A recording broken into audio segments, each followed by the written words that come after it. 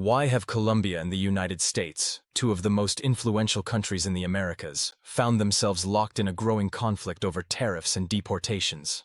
Recently, Colombia made a bold move by imposing a 25% tariff on U.S. goods in retaliation for the U.S.'s controversial immigration policies, particularly under the Trump administration. This action ignited a major trade dispute, one that has the potential to escalate and disrupt the economic relations between these two nations. With both countries digging in their heels, it's unclear what will happen next.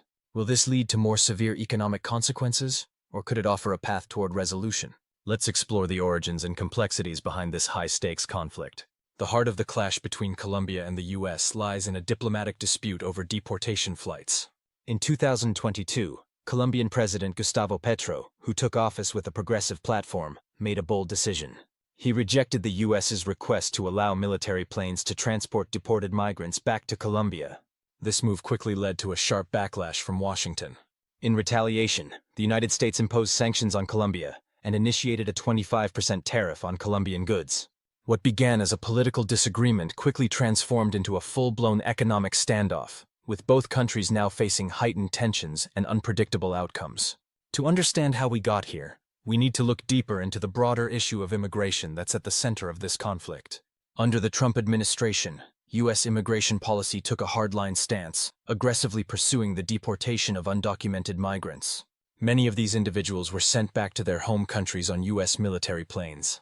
As part of this policy, the U.S. government reached out to other countries, including Colombia, to accept deported migrants. While this may have been a straightforward request for many nations, for Colombia, the decision was far from simple. President Petro, elected on a platform of social justice and human rights, viewed the treatment of migrants as a central moral issue. He believed that migrants should not be treated as criminals, but as individuals in need of protection and compassion. For Petro, accepting U.S. deportation flights would mean complicity in what he saw as an inhumane system. He rejected the idea, fearing that the deported individuals would face mistreatment and lack of dignity under the U.S.'s tough immigration policies. Petro's refusal wasn't just a political stance. It was a reflection of Colombia's broader commitment to human rights and its long-standing struggles with migration issues. Throughout his campaign, Petro had promised to protect vulnerable populations, including migrants, and to uphold progressive values. By rejecting the deportation flights, he was sending a clear message that Colombia would not align itself with U.S. policies that it viewed as harmful to human dignity. This was a bold and controversial stand, one that quickly drew the ire of the Trump administration. On the U.S. side, the rejection was seen as a direct challenge to its efforts to control illegal immigration and to maintain strong diplomatic relations with one of its closest allies in the region. For the Trump administration, Colombia's refusal was an affront to U.S. sovereignty and an obstacle to its immigration enforcement strategy. The U.S. viewed this as a breakdown in diplomatic cooperation and a sign that Colombia was prioritizing its political stance over its relationship with a key ally. In response to this diplomatic fallout, the U.S. imposed a range of economic sanctions on Colombia, including the highly significant 25% tariff on Colombian exports. The tariff hit a wide array of goods that are central to Colombia's economy, including coffee, flowers, and textiles, industries that depend heavily on U.S. imports.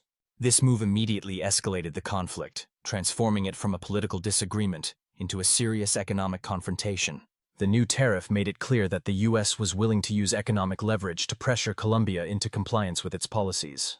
The imposition of such a large tariff marked a turning point in U.S.-Colombia relations, shifting them from a historically close partnership to one marked by serious tension. For Colombia, the tariff had significant economic ramifications. With the U.S. being one of Colombia's largest trading partners, the tariff impacted industries that rely on U.S. markets. The Colombian government now faced the dilemma of balancing its political stance on migration with the economic realities of a trade war with one of its most important allies. This trade war has already had ripple effects throughout both countries. For Colombia, the tariff threatened to undermine years of economic progress, especially in sectors like agriculture and manufacturing. On the U.S. side, the dispute raised questions about the future of U.S.-Latin America relations. Colombia is a critical player in the region, and any long-term breakdown in relations could have implications for trade, security, and regional cooperation.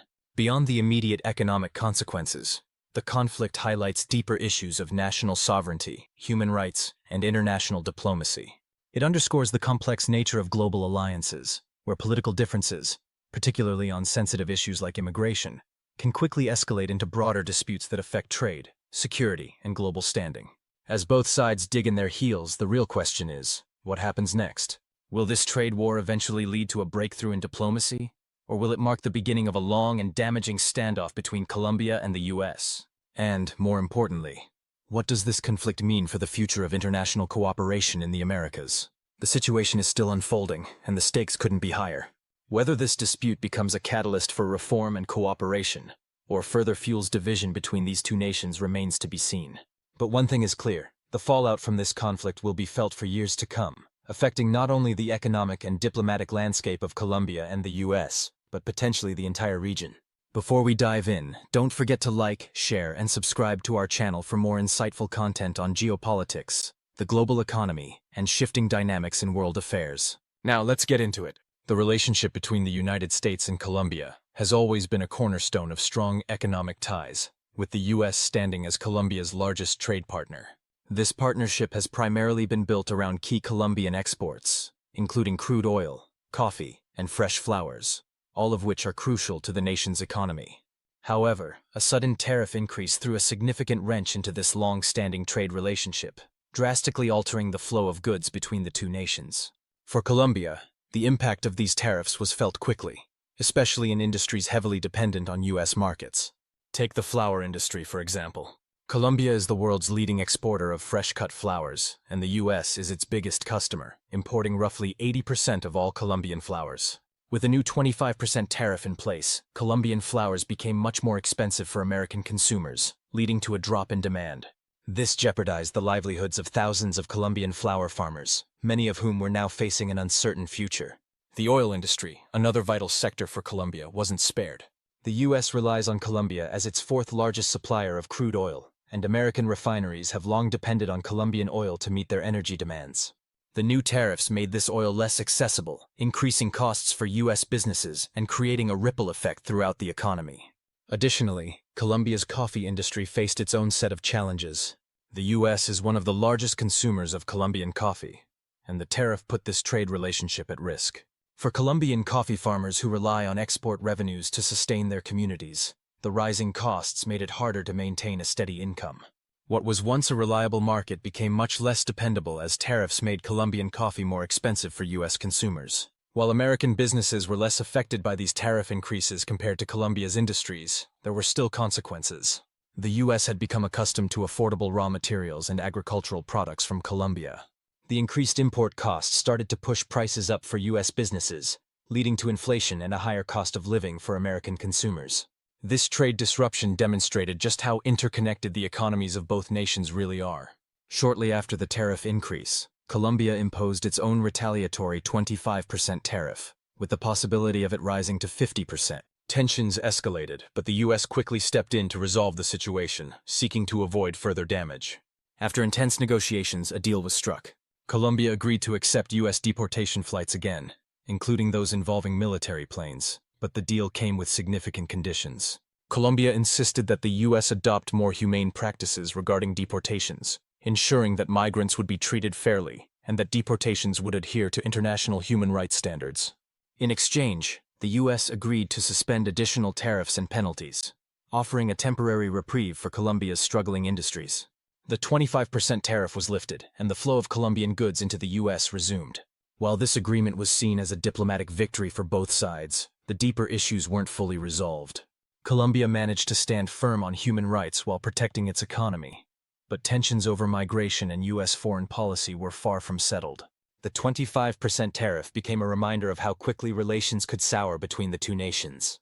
Looking forward, the future of US-Colombian relations hinges on how both countries address their differences moving forward. If the US embraces a more compassionate approach to immigration, tensions with Colombia could ease. However, if the US continues a tough stance on immigration, Colombia is likely to hold firm in its opposition, which could lead to future diplomatic clashes. As for Colombia, its approach to relations with the US may also shift depending on the political climate. While President Petro's administration has prioritized migrant rights, future leaders may adopt a more pragmatic focus on economic recovery, potentially altering their stance on issues like human rights. So, what do you think? Has this issue been resolved once and for all? Or should the US reconsider its strategy? Let us know your thoughts in the comments below. If you want to see more videos like this, make sure to subscribe and hit the bell icon for updates. We're also planning to dive into topics often overlooked, like African politics, the economy, and the shifting balance of global power. Thanks for tuning in, and we'll see you next time. Stay engaged and let us know your perspective.